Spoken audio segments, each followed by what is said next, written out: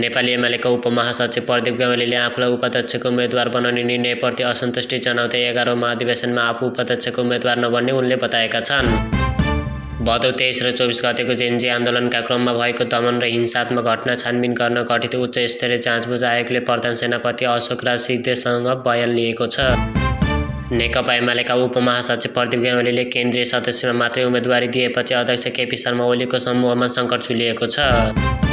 कुलमान घिसिङले नयाँ शक्तिहरू अबको निर्वाचनपछि बन्ने सरकारको नेतृत्व गर्ने गरी अगाडि बढ्नुपर्ने बताउनु भएको छ। सोमबार बसेको मन्त्री परिषद बैठकले 100 भन्दा ठूला दरकापहरू नेपालमा पनि चलन चल्तीमा ल्याउने निर्णय गरेको हो।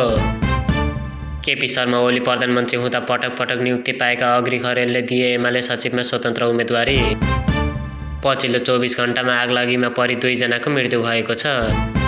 सरकारले कानुनले तोकेको बाहेकका अन्य कागजातमा हुलाक टिकट टाँच्नुपर्ने गरी राखिएका व्यवस्था खारेज भएको छ।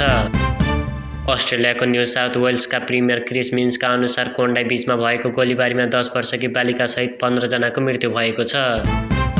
अस्ट्रेलियाको बोन्डाई तटमा भएको आक्रमणका दौरान आक्रमणकारीसँग बन्दुक खोसेर सर्वसाधारणको ज्यान जोगाउन महत्त्वपूर्ण भूमिका खेल्ने व्यक्ति 40 वर्षीय अहमद अल अहमद रहेको खुलेको छ।